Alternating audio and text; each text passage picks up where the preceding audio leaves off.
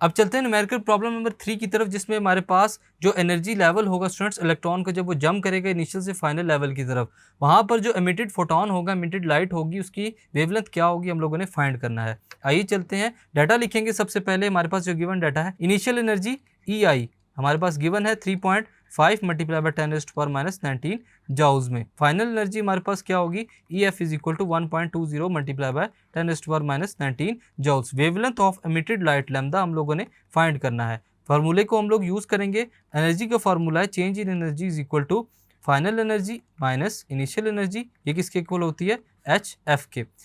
हम लोग यहाँ से क्या करेंगे, इसको थोड़ा सा और अरेंज करेंगे। Delta E then will be equal to final energy minus initial energy, ये किसके इक्वल हो जाएगी, HC ओवर लैम्डा के, क्योंकि HF किसके इक्वल होता है, HC ओवर लैम्डा के।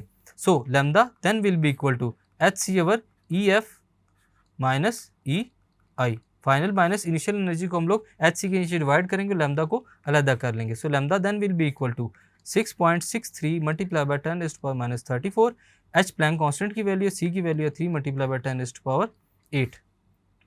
डिवाइड करेंगे, फाइनल एनर्जी की वैल्यू हमारे पास 1.20 मल्टीप्लाई बाय 10⁻⁻19 माइनस करेंगे 3.5 मल्टीप्लाई बाय 10⁻⁻19 के साथ। वैल्यूज को पुट करने के बाद सॉल्व करेंगे तो लैम्डा किसके इक्वल हो जाएगा, 19.89 मल्टीप्लाई बाय 10⁻26 के, और डिवाइड में हमारे पास क्या आ जाएगा, 8.5 मल्टीप्लाई बाय 10⁻19। सॉल्व करेंगे तो लैम्डा की वैल्यू क्या आएगी, 234 nanometer. This is the required wavelength for the electron when it jumps from energy state of initial from final. Thank you.